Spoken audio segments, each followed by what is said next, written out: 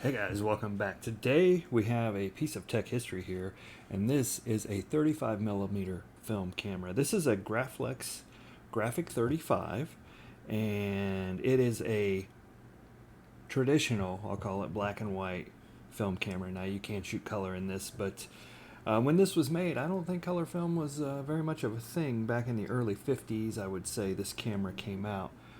Just to give it a pretty good look at it, this is the mechanism. This is where your shutter release would go if you had a screw-in cable, and you press the button, like they had a little cable and a button. You could press it to release it. Um, it it is all mechanical. This is our focusing mechanism. You can see if we push these in and out, it brings the lens in and out. And this lens, I think, was made in West Germany. It is a Prontor-SVS. This part here, let me see if I can flip this around so you can see it. This part right here, that is your actual shutter release. So if you were to,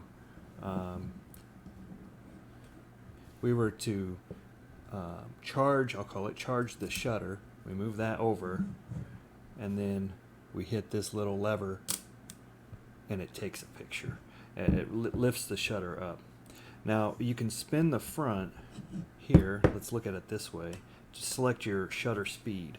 Let me get my glasses down here. So say you wanted to set it to 1/60th or even 125. I don't know if that's visible to you guys. That's the 125. Then you can arm your shutter, charge it so to speak, hit your button, and here we can hear the different sound. This is like 1/15th. Let's go down to, I think this is 1 second right here. So if we look at the front, we're on the 1 right here. So see how the mechanics of it make that delay. It's almost like a little timer, a little mechanical timer.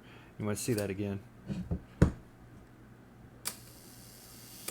Now there is a bulb setting on this one also. Let's see that from this angle so you can kind of see the whole thing work. Now there is a bulb setting which would leave the shutter open until you pressed it again, like for a really long exposure. This is just such a cool little camera. Let's look at some of these numbers around here. This is your guide number, so this would be kind of like ISO. Oh, sorry, I need to flip this back piece here. This little back piece here to get what would be considered kind of like an ISO number today. I think this was pre-ISO days. And it does say lenses and shutter were made in Germany. And in parentheses it says West. I'm not sure if you're going to be able to see that. But here we can unlock this by spinning this little lock. And then we can pull off the cover, and we can see where the film goes inside here. And these are your wind and rewind mechanisms here. So you could put your film in here, put it in this piece over here, in that slot, and then wind it up and load it that way. Of course, you'd have to do that in a bag or a dark room or something, so you didn't pre-expose your film. But here's a top view. It's got like a cold shoe, it looks like. I don't see, maybe there is some kind of mechanism there, I'm not sure. This is like almost like a little focus estimator. And here is your viewfinder. Look how tiny that viewfinder is.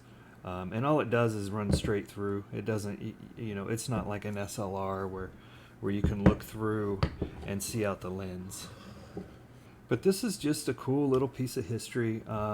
Think about today, your electronic cameras. This is vastly different. Now this was an f2.8 lens, and you can set your aperture on this also, in this back piece back here. I think, okay, here we go.